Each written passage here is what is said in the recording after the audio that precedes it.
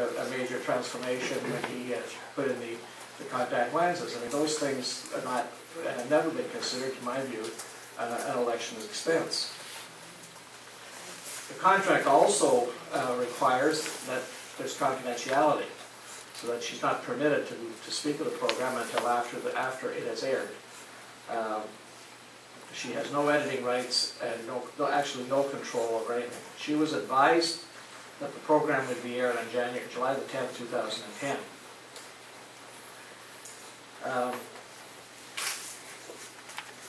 She, during that period of time, January until the 6-week period that's identified in the document, it goes from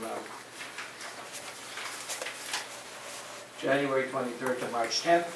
That period of time, she was subject to the tapings and other things that went with it. And if you look at the document, it also provides the company with rights to follow her home and do whatever. Basically, she was in their hands in order for them to produce the show. There's been an allegation that the photos that were used were in fact photos that were taken by this company, by Chorus, and those are the photographs that she used. I'm advised, with one exception, that is not the case. I have a photo shoot here, and I'm sorry that I didn't get copies made of it, but I will leave it to the committee if they wish to review it, which will show that she in fact did hire a photographer. It is included in her financial statement. You will look at tab number 4, and you will see the bill from Candid Images. That had nothing to do with the reality program. And these were invoices. This is an invoice that for photographs that missing in order. It's quite separate and apart from that. There's also a letter which is attached to exhibit number 3 from Rachel Lowe, executive producer, and it sets out pretty well what she could or couldn't do with the photographs or anything else, and indicates that she would be free to use the photographs after the campaign. Unfortunately, Ms. England did not know when the show was going to be aired, and based on that letter, it hired Candid Imaging to do the photographs for her. I also included in paragraph number 2 is a brochure that was used in her campaign. And it suggested that those photographs had nothing to do with the show. The document itself was prepared by Ms. England, and it was her campaign brochure. Now,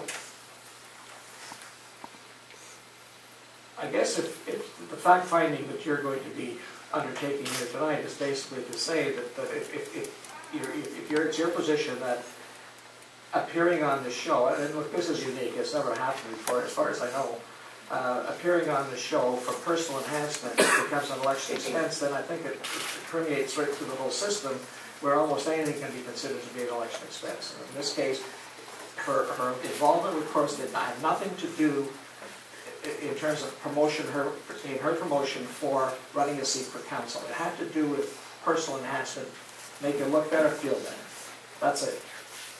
Now your committee, you've got to make a decision to either accept the complaint or reject it. You must be satisfied that there's reasonable grounds so as to prevent frivolous and vexation applications.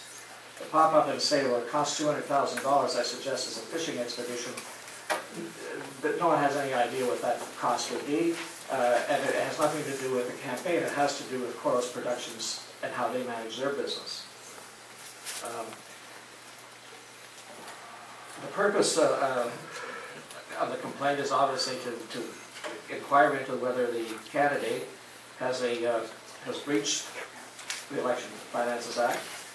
And as I say, mere suspicion, conjecture, or hypothesis of fishing expeditions falls short of an acceptable standard, and I believe this is where we're at, not totally, but partially. I respect the fact that this system is in place and that there is a process for this to happen. But I think at the same time, you can't be throwing just a number out of $200,000 and then say, go find it. I think that the allegations have to be more specific. and have to deal with the specific issues.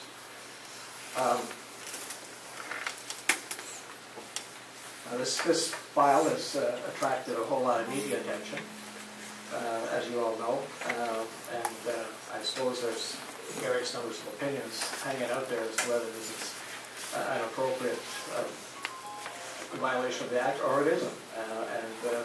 And we certainly submit that it's not the case. In the statements that were made by Mr. Steele in his application, and he submitted something else tonight, I don't know what it was, I don't have it, but he refers to comments by Amy about, how this is helping me. It was helping her because of her personal enhancement, not helping her because I can't believe in this day and age that people are going to be persuaded to vote for somebody because of their appearance. And I think that on that basis, I think that her involvement in this process was something that she's a university student, comes out of university as an opportunity to apply for a show in which you hope you get selected, but you don't always. And when you do get selected, you're given up all your rights. Again, in the application, there's, for example, this rags to red carpet. That had nothing to do with Amy England. That had to do with Cosmos TV promoting the program. And I don't know where it came from, but it did. The allegation that pictures were used, as I said, with one exception, that is not the case. The pictures were used from that document. So, in conclusion, Mr. Chair, our position basically is that this personal enhancement, this personal grooming, is not meant to be an election expense. It happens all the time, except this time it may be on a larger scale than people have thought about it. It would be my recommendation, or my hope, that you would view this in the context of it being a personal enhancement, and that you would agree to reject the application.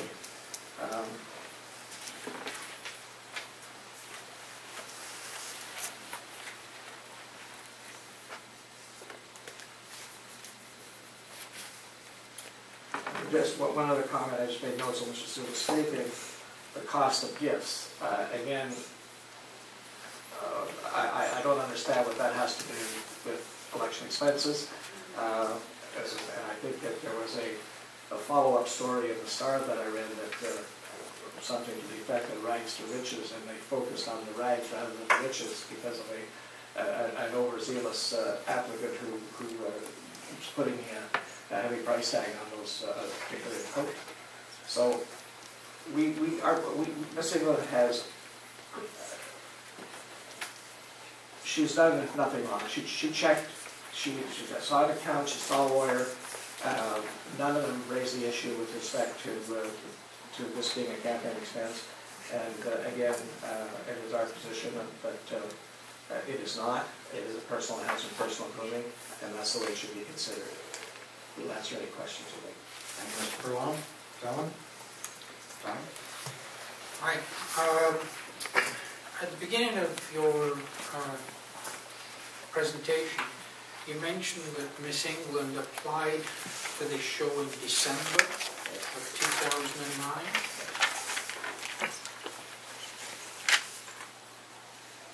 Sorry, I'm advised she was contacted in December. She had applied before that.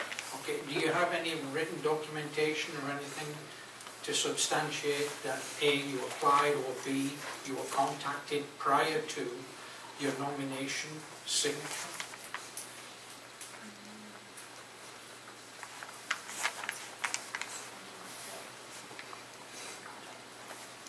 I'm told the only contract she has is the one that's presented to you.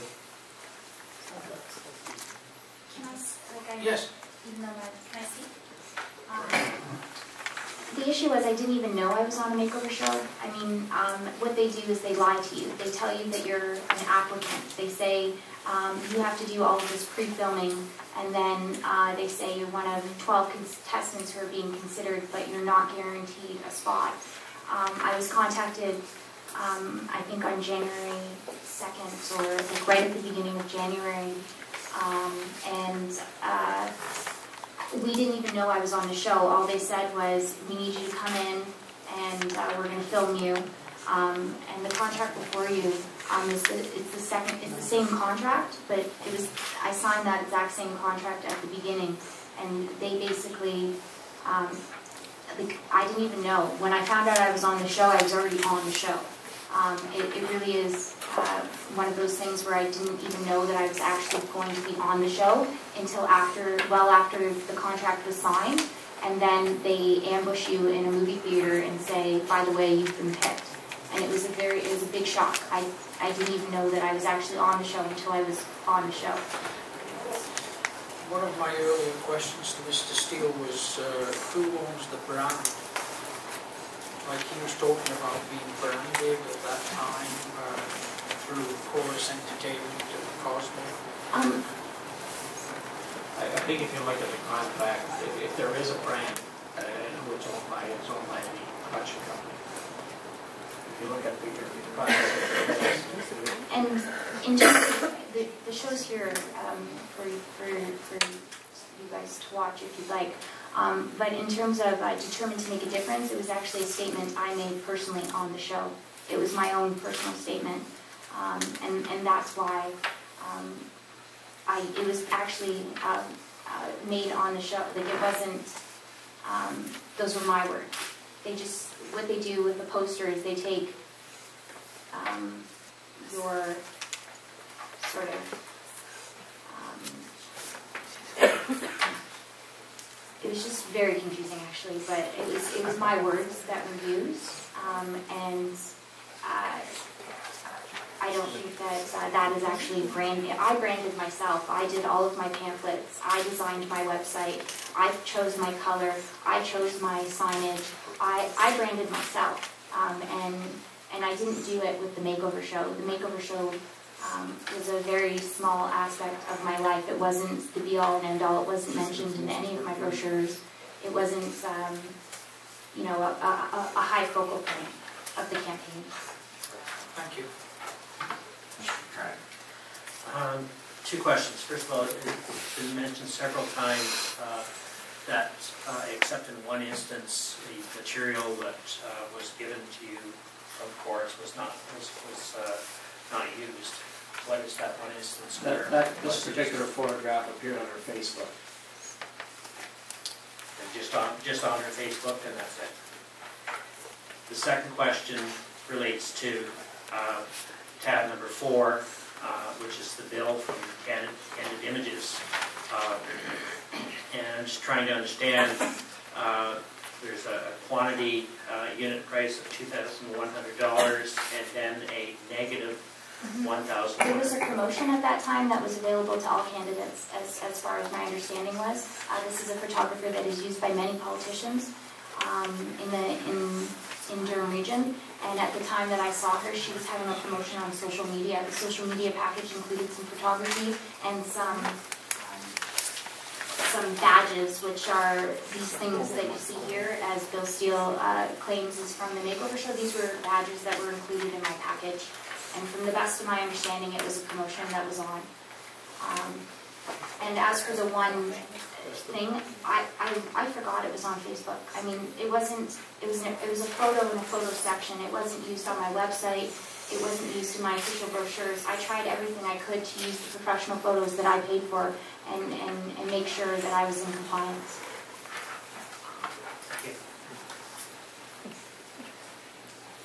Take a vote. If you do have a copy of the show and the photographs here, we'd like to leave them with you. We may need them to put along, so if you would leave them there, Melissa will grab them from you.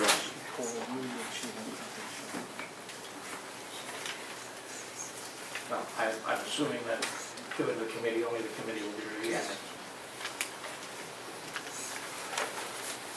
Sorry, I should correct that, Mr. Furlong, because I would guess that if we decide to appoint an auditor, the auditor would be allowed to look at it. That's it. Thank you All right, very much. thank you very much.